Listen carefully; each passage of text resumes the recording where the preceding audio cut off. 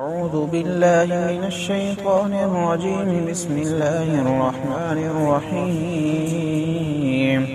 وإذ قتلتم نفسا فادارأتم فيها والله مخرج ما كنتم تكتمون فقلنا اضربوه ببعضها كذلك يحيي الله الموتى ويريكم آياته لعلكم تعقلون ثم قست قلوبكم من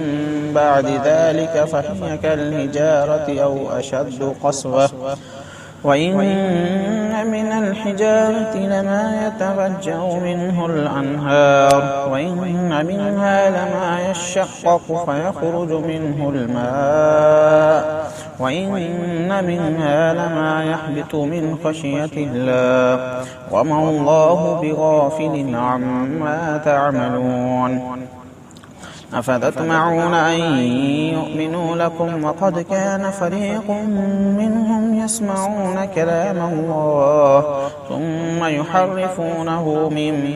بعد ما قالوه وهم يعلمون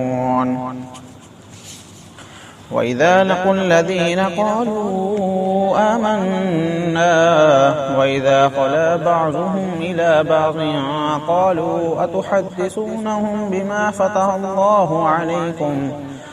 فتح الله عليكم ليحاجوكم به عند ربكم أفلا تعقلون أولا يعلمون أن الله يعلم ما يسرون وما يعلنون ومنهم أميون لا يعلمون الكتاب إلا أماني وإن هم إلا يظنون فويل للذين يكتبون الكتاب بأيديهم ثم يقولون هذا من عند الله ليشتروا به ثمنا قليلا فويل لهم مما كتبت أيديهم وويل لهم مما يكسبون وقالوا لن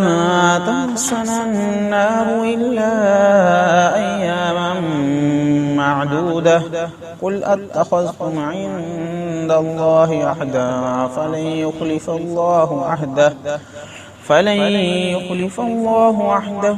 أم تقولون على الله ما لا تعلمون بلى من كسب سيئة